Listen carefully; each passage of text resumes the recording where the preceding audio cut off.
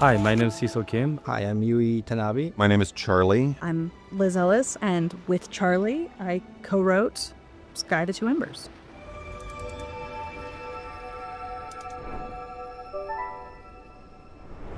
How long do the people in Sky live? Are they similar to humans, or do they live much longer? We have characters within the world of Sky that live for centuries, but that is not universally true. The sort of easy assumption to make is that they have a similar lifespan to us that is not as strictly bound as ours is. For Japanese translation, we specifically called them seirei, not humans. I don't think we should consider them as people like humans, but they do take a similar behavior to humans. The characters in the animation have very pronounced fingers. Are they and Sky Kids different kinds of species? Interesting question. Yeah, the Sky children of the light have, mitten hands, just because we were trying to make the characters in the simple rendering so that, as many players can play on as many different devices. Technically, the children of the light and the spirits are different. What are the elders exactly? Are they the equivalent of gods, or just very tall people? I have always thought very tall people are godlike. The elders are ancients. When we encounter the elders in the game, we kind of do so in this dream space. But we get a chance to see some of the elders in Two Embers, and they're regular size. Exactly. So no, they're not gods. They loom large in history, so they loom large in presence. Yes. What are the wing lights that are scattered around the world? Wing lights are fragments of the Chosen One's spirit. When the final sacrifice is made, the Chosen One, whatever that is shattered into a bajillion pieces and scattered throughout the world. And so whenever we gather a wing light, we are gathering a sort of tiny memory of the Chosen One and returning them back to the light cycle, and maybe even kind of experiencing a small memory of theirs, a small piece of their life.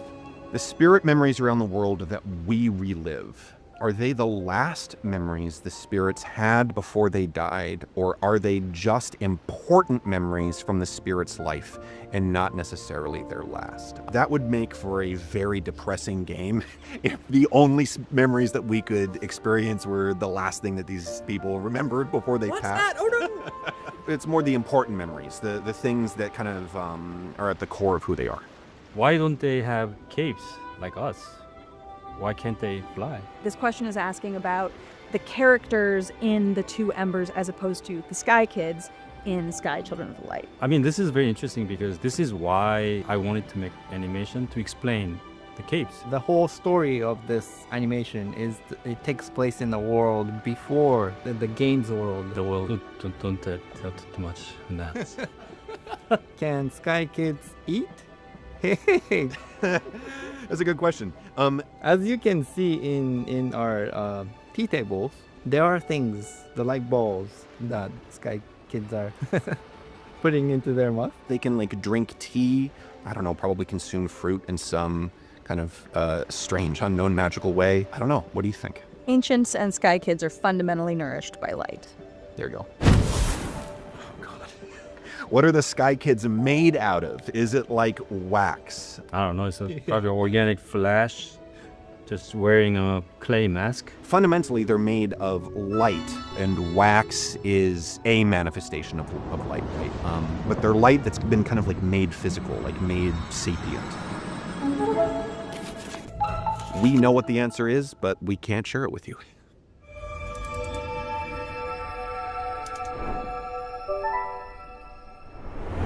Is Vault of Knowledge more of a transcendental experience rather than a physical place? I think more than any other place in Sky, the Vault of Knowledge kind of rides this boundary between the dream and reality. That doesn't mean that Vault of Knowledge isn't also a physical place. I think it is also a physical place that you have to travel through in order to get from point A to point B. It's just steeped in such expansive, transcendental, experiential, magical quality that it's bigger on the inside. Was Golden Wasteland always called Golden Wasteland even before the fall of the Sky Kingdom? Was Golden Wasteland golden?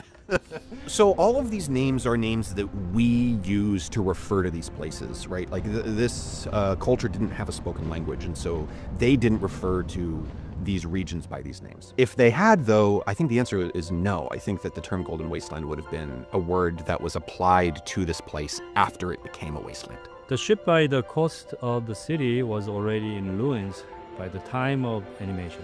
Do we know what happened to it? Yeah, so those gold nuggets that are scattered around that ship means that, you know, they used to have abundant resources there, and they were shipping these resources like how we handle batteries and energy resources. So there used to be abundant of that. And so the idea that a ship that had previously had a safe route no longer did and was attacked by krill or fell into darkness and led to some fight among the crew, the specifics of that are just our headcanon. Yeah.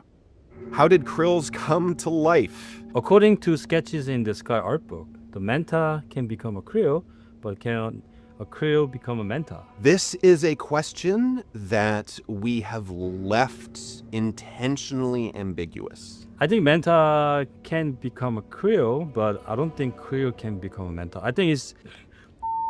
And then when they... We did scatter a bunch of hints about how these dark creatures come to its existence. We do have that drawing. Yeah. Remember? Yeah. Okay. Does this civilization have a name? No.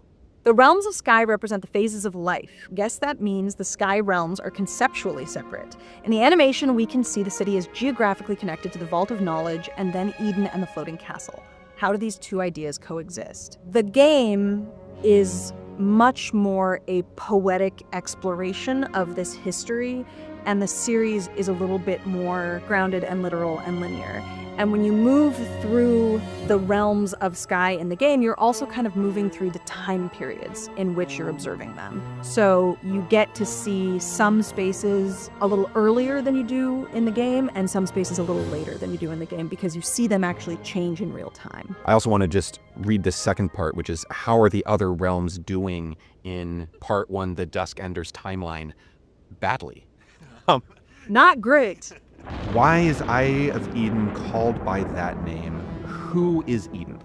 Eden is not a person, Eden is a place. The place where all of the light that has gathered in the light streams that is collected into this focal point fires up into the sky and returns to orbit. Eye of Eden probably most directly refers to not just the crystal, but the place immediately surrounding it. It's like this is the center of the most important magical location in this world. And Eden, as we use it, sort of refers to this impossibly harmonious place. Eden, as it's referred to in the game, which again is not what they're calling it. Eden is a promise.